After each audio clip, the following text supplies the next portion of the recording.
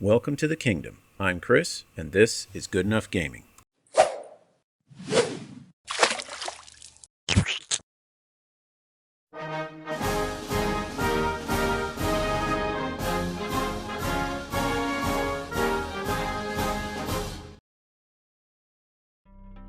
Howdy folks, and welcome to this video where I'm going to start painting one of my Heretic Troopers for Trench Crusade. So starting off, I painted in black because we want everything in this to look grimy, dirty, dusty. Over here, I've got kind of the template model I painted up before I filmed to make sure I like the colors and the scheme. So if everything works out, we'll have another one that looks just like this guy. So let's get to it. Now starting off, I'm going to use Corvus Black. Now this is a very, very dark gray. You almost can't even see it. But that's not a black uniform, and we're going to highlight up from there. So all of the fabric is going to get a coating of this paint.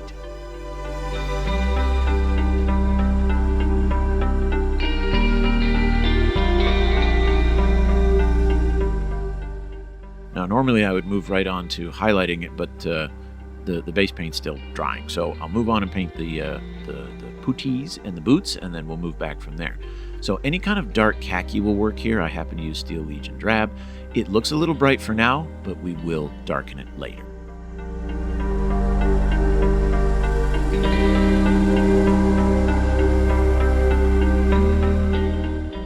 But the last of our major base colors is the armor. Now we're going to start with a brown because these are supposed to look very, very rusty. And you'll have to put a lot of layers of wash onto a silver to make it look rusty. So instead, we're going to paint it a dark brown.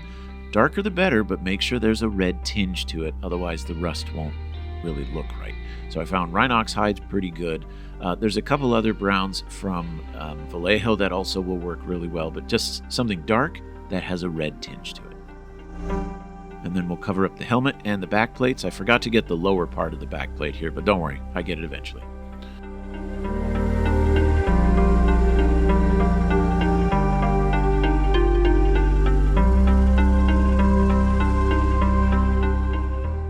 So tell a lie, a couple more base paints to get in. We need the rifle and the webbing, the packs.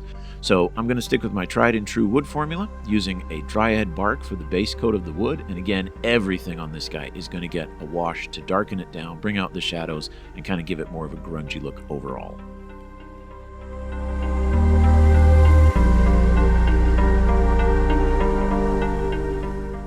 Now for the pouches, I'm actually going to switch from Citadel and use a Vallejo because they have excellent historical army colors. They're not as bright, they're not as bold. Instead, they're more what you would expect a military to be wearing. So we're going to be painting that to give this guy a little bit of color so he's not just grays, browns, and beiges.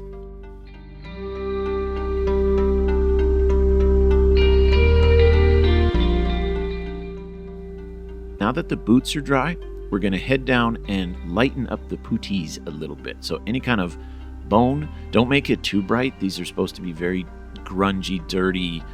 This is a Heretic Legion. The guy's from hell, so nothing should be colorful and beautiful. It should also be very, very dark, but we do want a different color than the boots.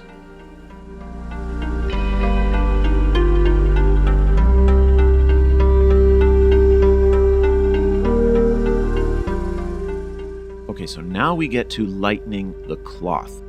So I'm using Skaven Blight Dinge because it's a gray that, it's a very dirty gray. Eshin Gray is my usual go-to, but I want to test this out. Now this part, this is up to you. I'm painting over all of the fabric except for the darkest recesses. It is going to lighten him up quite a bit, so you could just do more of the folds to leave him a much darker gray. But at the end, I'm going to be putting a black wash over him, and that will take everything down another tone. So painting over everything with the Skaven Blight Dinge except the deepest folds, creases, and recesses.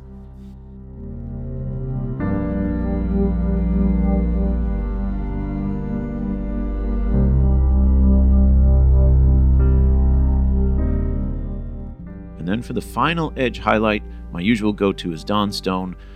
Any kind of light gray, but be very, very sparing. You put it on this too much and he'll look too clean. You want the creases just to be where light is barely catching some of the edges. Put too much of this on and you'll look like he's neon and outlined in some kind of bright light, and that won't work, especially given the kind of look that we're going for here. So just the very sharpest edges on the cuff, on the sleeves, where the elbow bends and really folds up the fabric.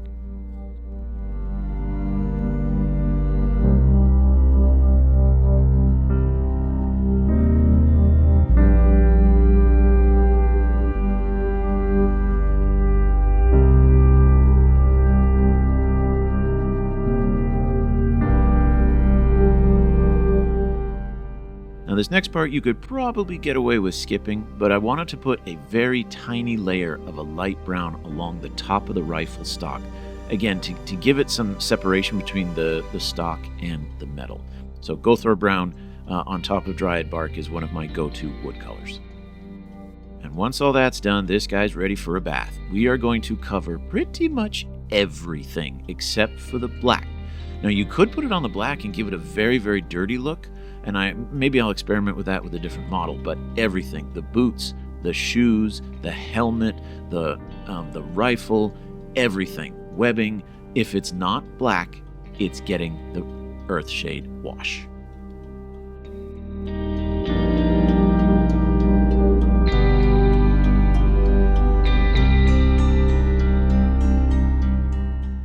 And now that that's done, now we'll turn to the black and put a black wash on the cloth to darken it down, get the colors to blend together, and give them an overall dirtier, grimier feel.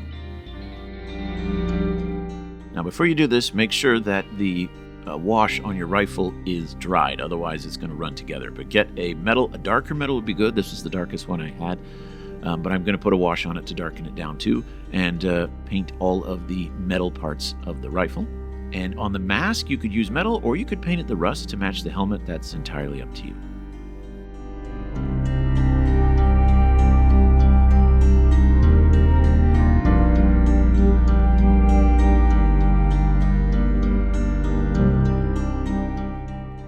Now the finishing touch, the real bit of accent here, or at least second last finishing touch, is we want to make this metal rusty. So get a scrag brown, get a brownish orange, not too bright, and dot along the edges, along places where the metal folds a little bit, anywhere where water would collect and start rusting, or where there'd be a lot of wear and rubbing because that area sticks out, like the top of the helmet, the edges of the armor plates. Be very random, use some stippling action. You don't want to outline it, you want it to look more natural and random. Now I wanted to test out something here from the template model, is to get a brighter orange and do some little very light dabs on top of that previous orange to give some areas that are super, super rusted.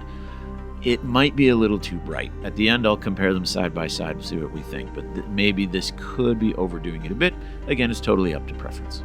And I have to remember to get the front plates too, to give them some character from the front. It's just about finished.